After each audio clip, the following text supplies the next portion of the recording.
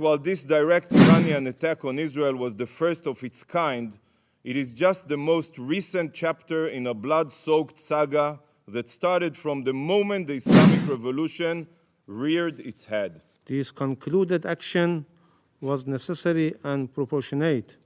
It was precise and only targeted military objectives and carried out carefully to minimize the potential for escalation and prevent civilian harm. Instead of shouting Sieg Heil, these radical Nazi Islamists scream death to Israel, death to America, death to England. Just like the Nazi regime, the Ayatollah regime sows death and destruction everywhere it touches. Assembled in this chamber, certain members of the Council, including the US, UK, and France, has chosen once again to turn a blind eye to reality and overlook the root causes contributing to the current situation. The Islamic regime of today is no different than the Third Reich, and Ayatollah Khamenei is no different than Adolf Hitler. Hitler's Third Reich was envisioned to be a 1,000-year empire stretching across continents, just as Khamenei envisions his radical Shiite hegemony to stretch across the region and beyond. At the same time, they shamefully justified the Israeli massacre and genocide against the defenseless Palestinian people under the pretext of self-defense. Its goal has been and continues to be world domination by exporting its radical Shiite revolution across the globe. I assume you all know it. They are legitimate and are only fighting against occupation and aggression of Israel in Gaza and occupied Palestine territories and of the US in the region. International law recognized such legitimate rights against any occupation and aggression.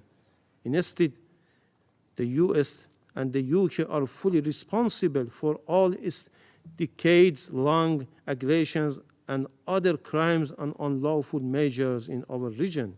President, yesterday, the Ayatollah regime, in blatant violation of the UN Charter and international law, attacked the state of Israel and launched 170 UAVs, 120 ballistic missiles, and 30 cruise missiles carrying 60 tons of explosive materials at Israel. This attack was launched from Iranian soil, as well as from Lebanon, Yemen, Syria, and Iraq. If only this council would have internalized my words, it would not have needed the bone-rattling explosions of last night's attack to wake it up. Colleagues, last night, Iran proved again that it cares nothing for Islam or Muslims. The Iranian attack seriously injured Amina al-Khassouni, a 7-year-old Bedouin girl in Israel.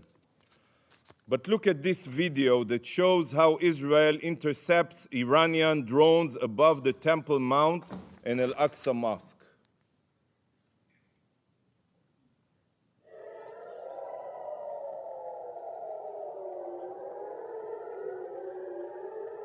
Here, you can look at it. This is the Al-Aqsa Mosque.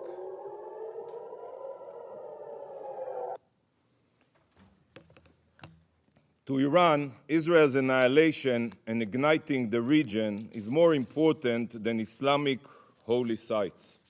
The Ayatollah regime, in its plot to impose a global Shiite hegemony through its proxies, has even attacked Saudi Arabia, as we all remember, Aramco oil field, the United Arab Emirates, and anyone else they view as an obstacle.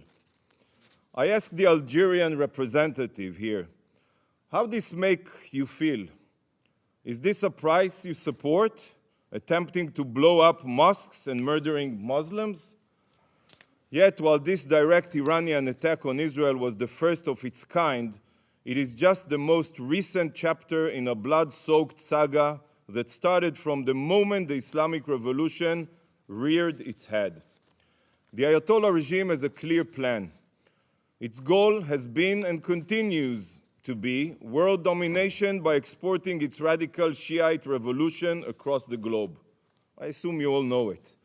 The Islamic regime of today is no different than the Third Reich, and Ayatollah Khamenei is no different than Adolf Hitler.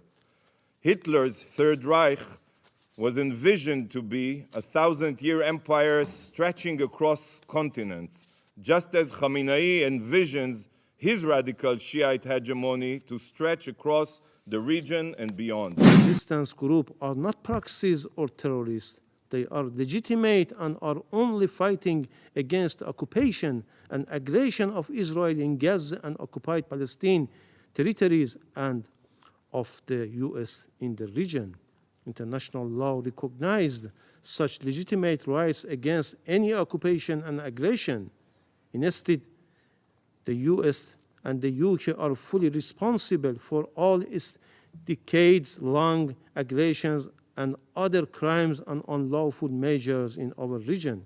Furthermore, they are responsible for all crimes of the Israeli regime, as it cannot commit any of such savage crimes in Gaza without the consent, order, and all-out political, financial, and military support of and a collaboration with the United States and the UK.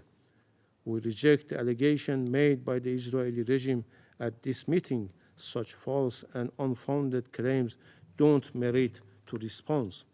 Madam President, as a responsible member of the United Nations, the Islamic Republic of Iran is committed to the purpose and principles enshrined in the Charter of the United Nations, reaffirms once more its commitment to the maintenance of international peace and security.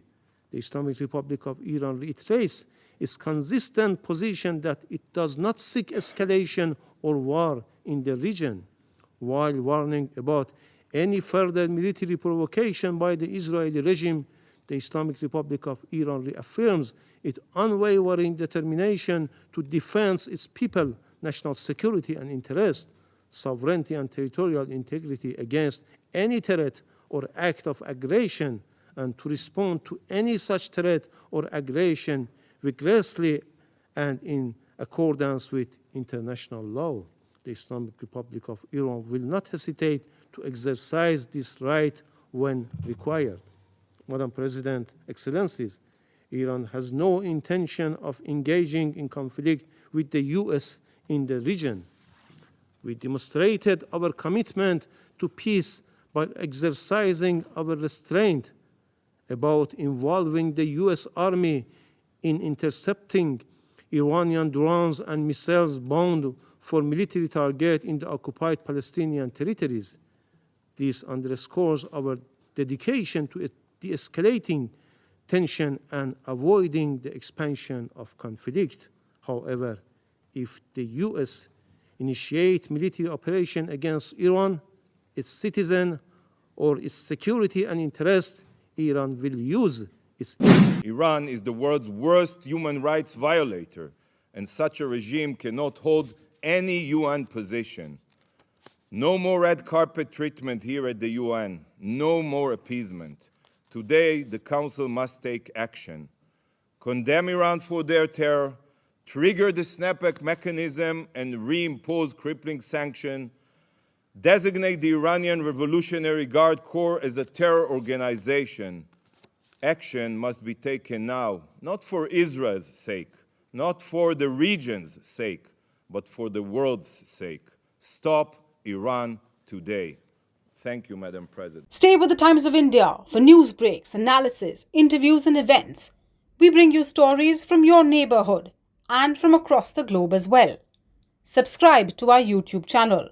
Hit the like button and press the bell icon so you don't miss any of our videos.